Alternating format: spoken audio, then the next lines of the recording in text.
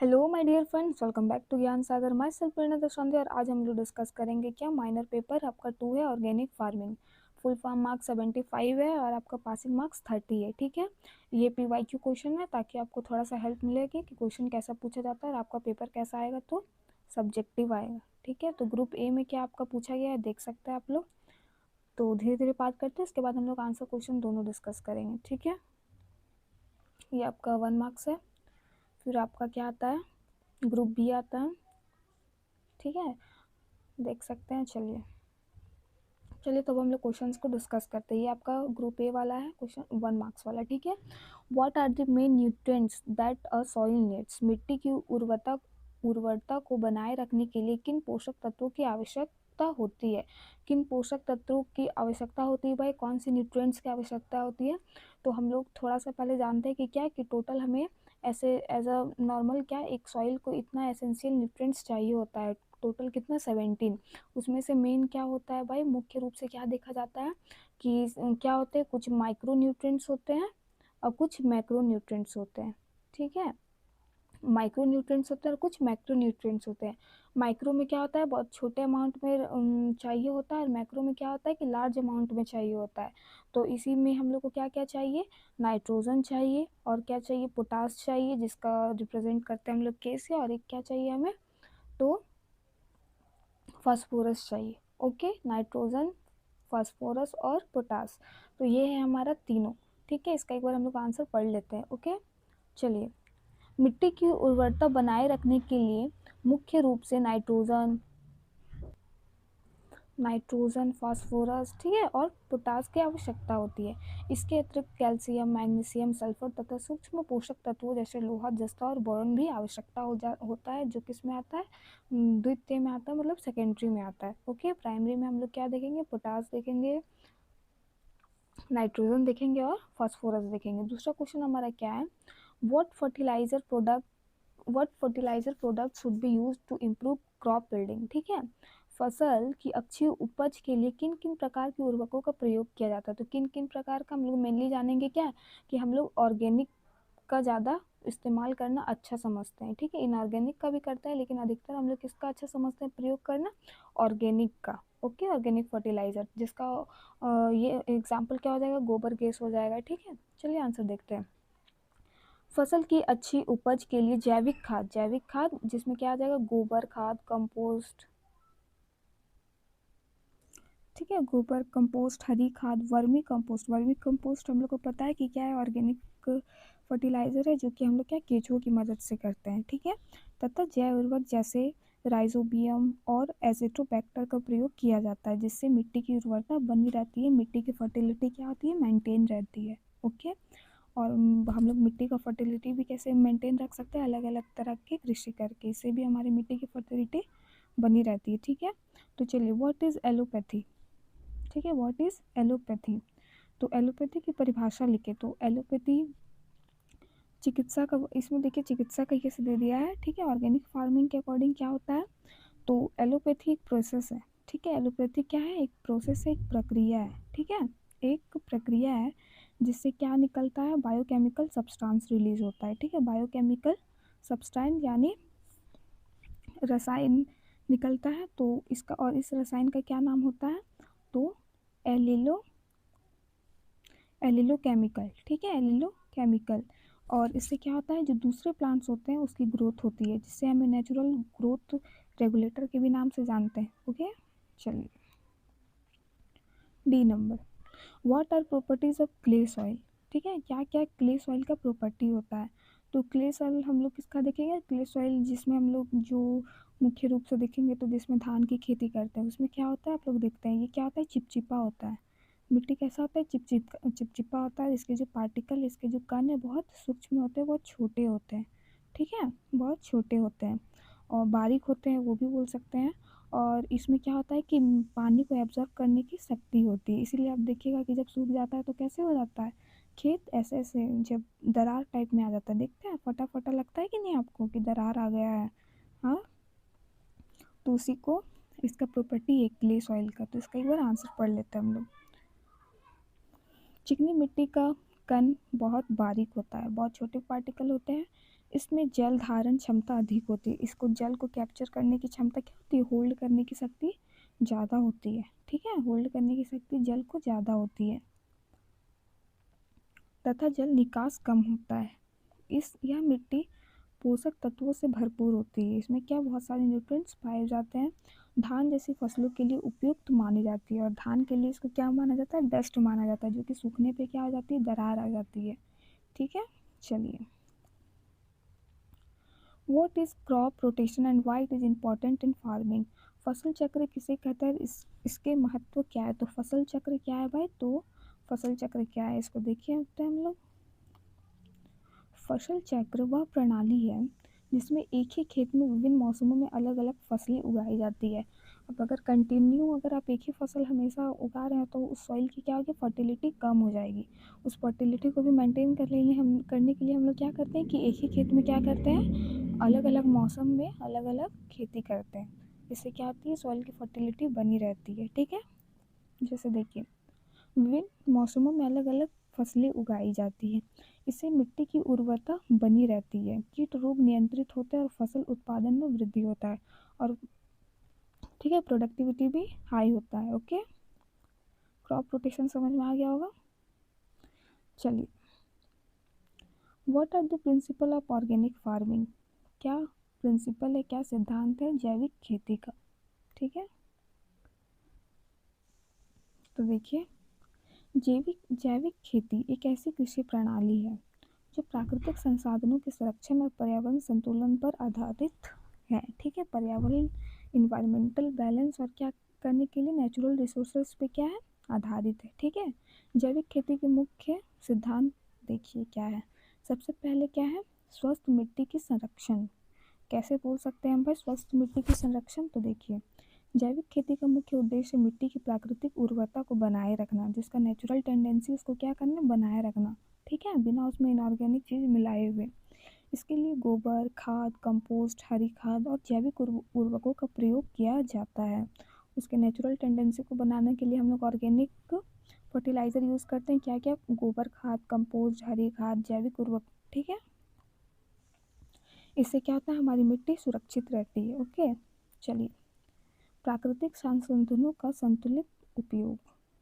अब natural resources का हम कैसे बैलेंस प्रयोग करते हैं, तो देखिए, जल, भूमि, वनस्पति और जीव जंतुओं का संतुलित एवं विवेकपूर्ण उपयोग किया जाता है ताकि संसाधन भविष्य के लिए सुरक्षित रहे।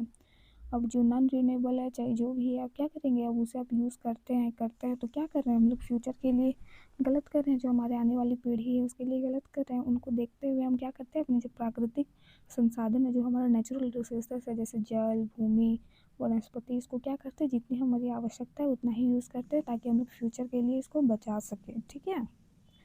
चलिए, अब इसमें क्या है, रासायनिक पदार्थ से परहेज, केमिकल सब्सटेंस से क्या करते हैं, परहेज करते हैं। कैसे करते हैं, जैविक खेती में रासायनिक उर्वरकों, कीटनाशकों और खरपतवारनाशकों का प्रयोग नहीं किया जाता है, और इसमें क्या, हम लोग जो इनऑर्गेनिक केमिकल्स है उसमें इसमें हम लोग क्या करते हैं, मिलावट नहीं करते, जो कि आज बहुत पाया जाता है, ठीक है।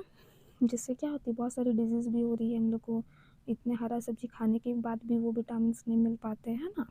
चलिए, फोर्थ में क्या हमारा, जैव विविधता को बढ़ावा देना। कैसे हम लोग बढ़ावा देते हैं, तो देखिए, फसल चक्र, मिश्रित खेती और बहुफसली प्रणाली अपनाकर जैव विविधता को प्रोत्साहित करती है। फसल चक्र वही क्रॉप वाला कि अलग अलग मौसम में अलग अलग हम लोग क्या करेंगे, क्रॉप का प्रोडक्शन करेंगे, ठीक है। तो मिश्रित खेती, बहुफसली प्रणाली अपनाकर जैव विविधता को प्रोत्साहित किया जाता है, प्रमोट किया जाता है। ओके, चलिए, पांचवा क्या हमारा लास्ट, मानव एवं पर्यावरण स्वास्थ्य की रक्षा। हाँ, ये एक दूसरे से क्या है, डायरेक्टली प्रोपोर्शनल है कि नहीं। अगर आपका पर्यावरण सुरक्षित है तो आप भी सुरक्षित है कि नहीं। आपका तबीयत अगर पॉल्यूटेड है, हमारा इन्वायरमेंट ही प्रदूषित है, तो आपका स्वास्थ्य भी क्या हो जाएगा, बहुत जल्दी खराब हो जाएगा। इसीलिए हमें अपने स्वास्थ्य को ठीक रखने के लिए इन्वायरमेंट को भी ठीक रखना पड़ेगा। तो इसका आंसर क्या है, जैविक खेतों से उत्पादित भोजन स्वास्थ्य वर्धक होता है और पर्यावरण प्रदूषण कम होता है। ये थे टोटल हमारे 5 प्रिंसिपल सिद्धांत किसके, तो ऑर्गेनिक फार्मिंग का, ठीक है, याद रहेगा। पहला क्या था हमारा, स्वास्थ्य मिट्टी का संरक्षण। दूसरा, प्राकृतिक संसाधनों का संतुलित उपयोग। थर्ड क्या है, रासायनिक पदार्थों से परहेज। चौथा क्या है, जैव विविधता को बढ़ावा देना। पांचवा है मानव एवं पर्यावरण स्वास्थ्य की रक्षा। होप आपको सारा पॉइंट अच्छे से समझ में आ गया होगा। चलिए थर्ड नंबर क्वेश्चन क्या है, write a note on vermicompost and biofertiliser. तो जैसा कि हमें पता है कि दोनों क्या है, जैविक खेती का ये है, इन दोनों से क्या होता है, हमारे मिट्टी का फर्टिलिटी में वृद्धि होता है। ठीक है, तो चलिए वर्मी कंपोस्ट पढ़ते हैं। सबसे पहले हमको बेसिक पता है क्या कि ये केंचुओं की सहायता से तैयार किया जाता है कि नहीं, और क्या है, एक जैविक खाद है। इसमें गोबर, फसल अवशेष और जैविक कचरे को केंचुओं से विघटित करते हैं। वर्मी कंपोस्ट में नाइट्रोजन, फास्फोरस, पोटास प्रचुर मात्रा में पाए जाते हैं, और यही तीनों क्या है, मिट्टी के सबसे मुख्य रूप से उसको फर्टिलिटी देता है कि नहीं। यह मिट्टी की संरचना सुधारता है और जल धारण क्षमता बढ़ाता है, और फसलों की वृद्धि में सहायक होता है। वर्मी कंपोस्ट किसके सहायक से होता है, कछुओं की होता है, जो कि इसमें क्या क्या होता है, गोबर, फसल अवशेष और जैविक कचरे को केंचुओं से विघटित करते हैं कि नहीं। और इसमें क्या पाया जाता है, नाइट्रोजन, फास्फोरस और पोटास। ठीक है, जो क्या है, फर्टिलिटी को बढ़ाता है। अब बायो फर्टिलाइजर क्या है, जैव उर्वरक क्या है। बायो फर्टिलाइजर सूक्ष्म जीवों पर आधारित उर्वरक होते हैं जो मिट्टी में पोषक तत्वों की उपलब्धता बढ़ाते हैं, जैसे राइबोसोमियम, एज़ोक्टोबैक्टर और फॉस्फेट घुलनशील जीवाणु। ये पौधे का प्राकृतिक रूप से पोषक तत्व प्रदान करते हैं, है ना। ये क्या करते हैं, पौधों को क्या करते हैं, नेचुरल तरीके से क्या देते हैं, उन्हें न्यूट्रिएंट्स देते हैं ताकि उनकी उर्वरता बनी रहे। ठीक है, चलिए, और ये दोनों क्या है, अत्यंत महत्वपूर्ण है, उपयोगी है हमारे। चलिए हाँ, अब थोड़ा सा हम लोग ऐप के बारे में जान लेते हैं। ये आपका ज्ञान सागर का लोगो है, जिसे जस्ट ओनली 60 रुपीज़ में आपको अप टू सेमेस्टर 8 तक क्या मिलेंगे, नोट्स मिलेंगे। ठीक है, तो आप इसे बाय कर सकते हो। चलिए fourth number, right the natural method of pest control and it's benefit. तो व्हाट, जैविक कृषि में पौधे की बीमारियां एवं कीटों के प्राकृतिक रोकथाम के उपयोग तथा उनके महत्व की व्याख्या कीजिए। तो जो जैविक कृषि है उसमें जो हमारे पौधों में विभिन्न प्रकार की बीमारियां रहती है, हमें भी पता है, तो एवं कीटों की प्राकृतिक रोकथाम, उसको हम नेचुरल तरीके से कैसे उसको रोक सकते हैं, उन उपायों का आपको व्याख्या करना है। ठीक है, तो चलिए करते हैं हम लोग। देखिए, जैविक कृषि में कीट रोग नियंत्रण का उद्देश्य केवल फसल को बचाना नहीं होता है। इसमें जैविक कृषि में कीट एवं रोग का नियंत्रण करना नहीं होता है, क्या करना होता है, बल्कि मिट्टी, पर्यावरण और मानव स्वास्थ्य की रक्षा करना होता है। हम अपनी सॉइल की रक्षा करते हैं, अपनी इन्वायरमेंट की रक्षा करते हैं, और हम अपने स्वास्थ्य की स्वयं रक्षा करते हैं इसके थ्रू, है ना। रासायनिक कीटनाशकों के प्रयोग, देखिए, रासायनिक कीटनाशकों के नियंत्रण प्रयोग से, नियंत्रण मतलब कंटिन्यूस जब हम इसे प्रयोग करते हैं, ठीक है, प्रयोग से जहाँ एक और कीटों में प्रतिरोधक क्षमता बढ़ जाती है, वहीं दूसरी ओर मिट्टी की उर्वरता, जल स्रोत और जैव विविधता पर भी प्रतिकूल प्रभाव पड़ता है। इसी कारण से जैविक खेती में प्राकृतिक कीट नियंत्रण की विधियों को अपनाया जाता है। इससे क्या होता है कि जल स्रोत ये सब क्या हो जाता है, कम हो जाता है, मिट्टी को एब्जॉर्ब करने की शक्ति कम हो जाता है, तो ये सबसे क्या होता है, बहुत गहरा प्रभाव पड़ता है, उसकी फर्टिलिटी कम हो जाती है, मनुष्य का स्वास्थ्य भी खराब हो जाता है ना। तो इसीलिए सबसे हमें बचना चाहिए। देखिए, प्राकृतिक कीट नियंत्रण की सबसे प्रभावी विधि है जैविक नियंत्रण मानी जाती है। कौन सा नियंत्रण, तो जैविक नियंत्रण। इसमें लाभकारी कीटों और सूक्ष्म जीवों का उपयोग करके हानिकारक कीटों को नियंत्रित किया जाता है। इसमें क्या किया जाता है, कीट और सूक्ष्म जीवों का उपयोग करके जो हानिकारक कीट है उसको क्या किया जाता है, कंट्रोल किया जाता है। उदाहरण के लिए लेडी बर्ड बीटल, एडिफस जैसे कीटों को खाकर नष्ट करता है, जबकि ट्राइकोग्रामा जैसी परजीवी तैतिया कीटों के अंडों में अपने अंडे देकर उनके जीवन चक्र को समाप्त करती है। उसके कीट के अंदर में अपना अंडा देके क्या कर देती है, उसके ये को समाप्त कर देती है। ठीक है, ICAR के अनुसार जैविक नियंत्रण अपनाने से कुछ फसलों में 40% तक कीट क्षति कम की जा सकती है। और ICAR के अनुसार क्या है कि जैविक नियंत्रण करके हम लोग अपना के जो जैविक नियंत्रण है, रासायनिक नहीं जैविक, इसको अपना कर हम लोग क्या कर सकते हैं 30-40% तक हम लोग इसकी क्षति को कम कर सकते हैं। दूसरी महत्वपूर्ण विधि क्या है देखिए, वनस्पति आधारित कीटनाशकों। ठीक है, ये सब क्या है नेचुरल वे है हम लोग का। आधारित कीटनाशकों का प्रयोग नीम का तेल, नीम की खली, लहसुन मिर्च का घोल, तंबाकू और अर्क और गोमूत्र जैसे प्राकृतिक पदार्थ जैविक खेती में व्यापक रूप से प्रयोग किए जाते हैं। ठीक है, नीम आधारित उत्पादों में मौजूद एजिटिव तत्व कीटों की वृद्धि से प्रजनन को रोकता है। एक अध्ययन के अनुसार नीम तेल 200 से अधिक कीटों की प्रजातियों पर प्रभावी पाया गया है, जबकि यह मनुष्य और पशुओं दोनों के लिए सुरक्षित रहता है। इसके अतिरिक्त हम लोग क्या वनस्पति, इसमें क्या बताया कि नीम का तेल, लहसुन मिर्च का पेस्ट, ये सब से हम लोग क्या कर सकते हैं, ये सब से भी रोकथाम कर सकते हैं हानिकारक कीटों की। ठीक है,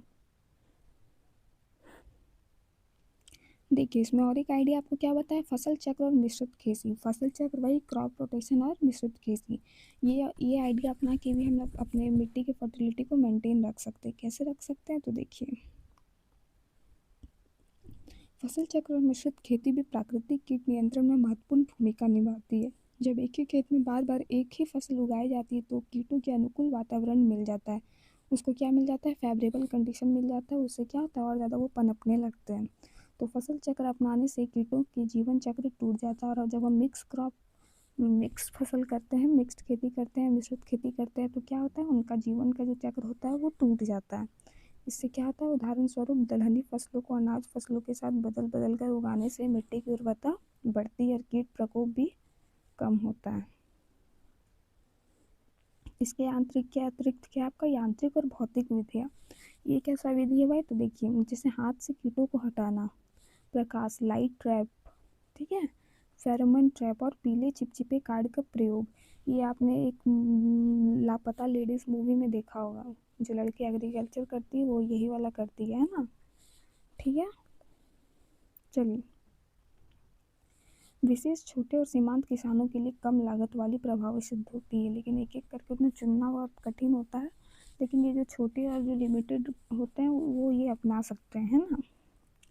प्राकृतिक कीट नियंत्रण उनके अनेक लाभ हैं। इसके जो हम लोग जो इसका कंट्रोल करते हैं उसके बहुत सारे क्या है फ़ायदे हैं। क्या क्या फ़ायदे, इससे मिट्टी जल और वायु प्रदूषण में कमी आती है, खाद्य उत्पादन रसायन मुक्त होते हैं, केमिकल फ्री होते हैं, मानव स्वास्थ्य सुरक्षित रहता है। FAO के अनुसार जैविक खेती अपनाने से कृषि रासायनिक कीटों का उपयोग 60-70 तक कम किया जा सकता है।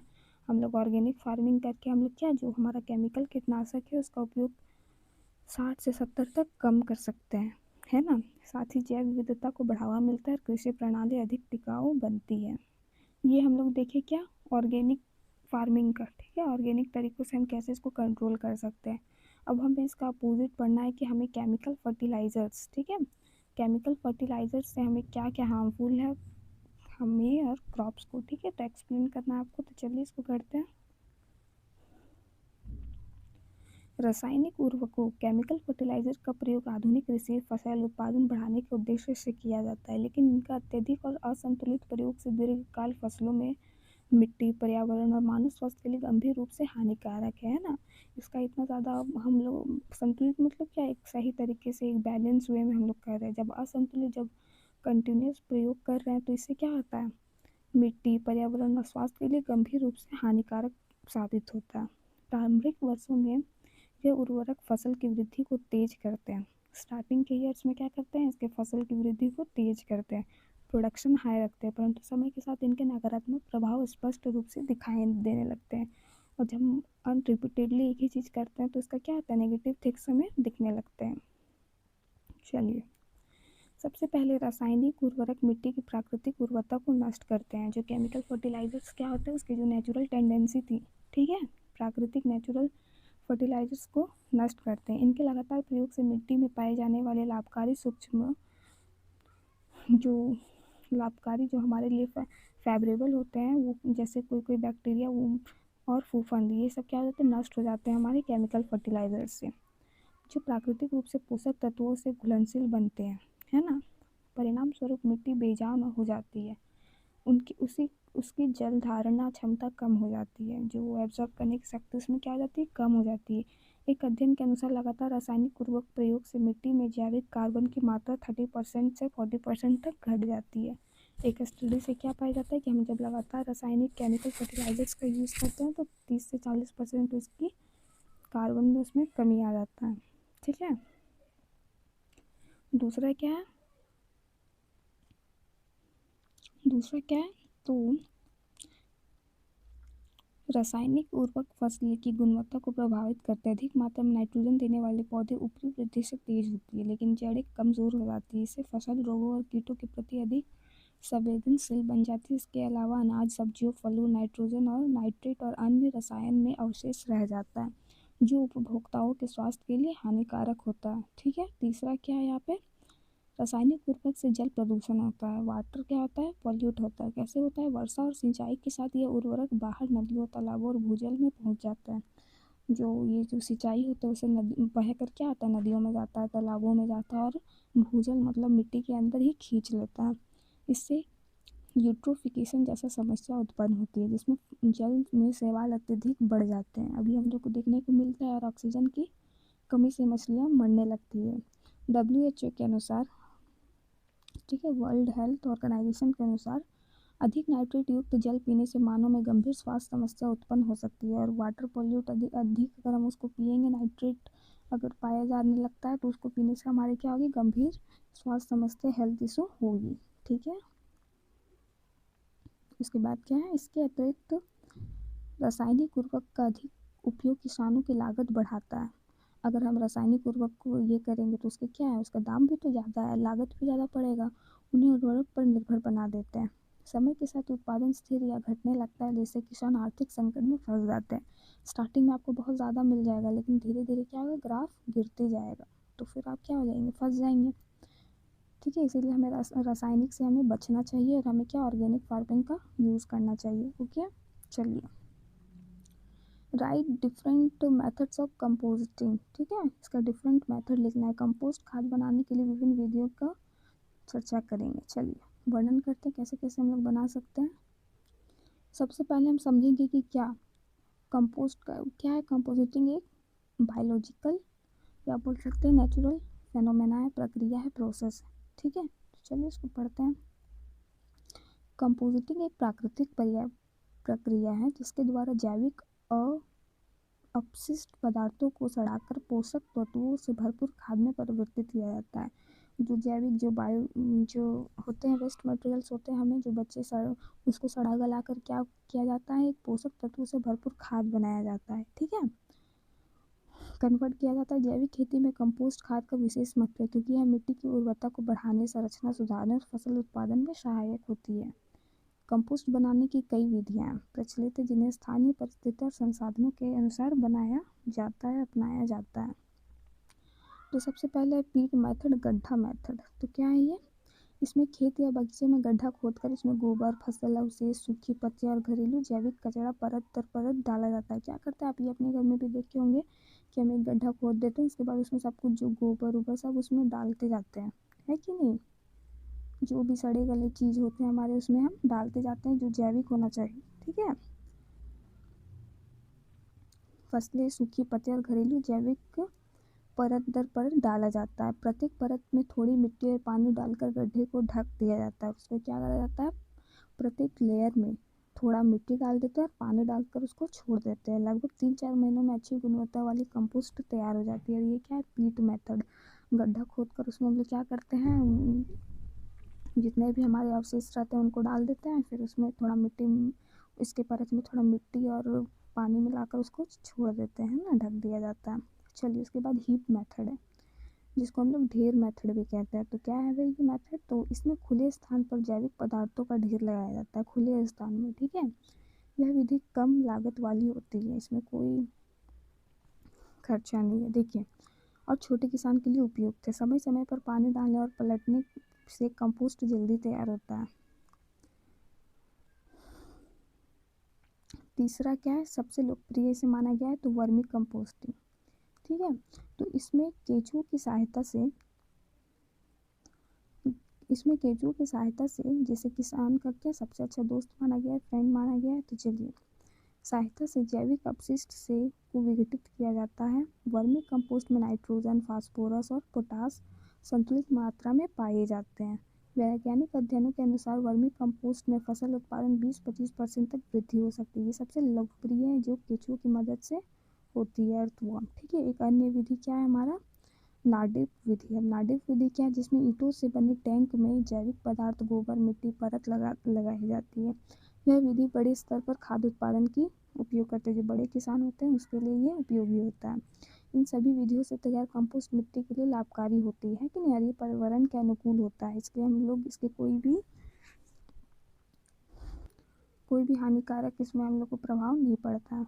ठीक है, चलिए लास्ट क्वेश्चन है हमारा, what what do you understand by post harvesting. ठीक है, पोस्ट हार्वेस्टिंग क्या है, पोस्ट हार्वेस्टिंग मैनेजमेंट क्या है, right it's process, storage and transport method. कैसे इसका प्रोसेस है, कैसे बनाया जाता है, कैसे स्टोर किया जाता है और कैसे इसको ट्रांसपोर्ट किया जाता है।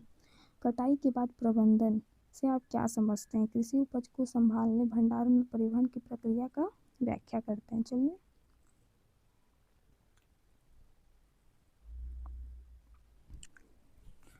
कटाई के बाद प्रबंधन कृषि उत्पादन का वह चरण है जिसमें फसल की कटाई के बाद उसे सुरक्षित रूप से संभालना।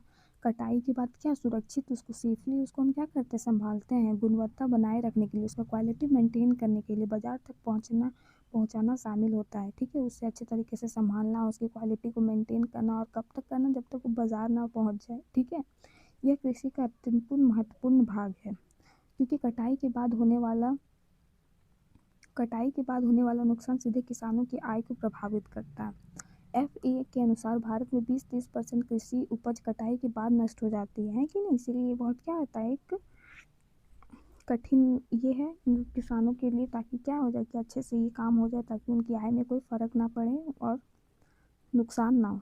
ठीक है, तो इसका उचित प्रबंधन उन लोगों को करना पड़ेगा, मैनेजमेंट करना पड़ेगा। तो क्या क्या है, कटाई के बाद प्रबंधन का पहला चरण सफाई और छटाई होता है। इसमें रोगग्रस्त, टूटे फूटे और खराब उत्पादों को अलग किया जाता है।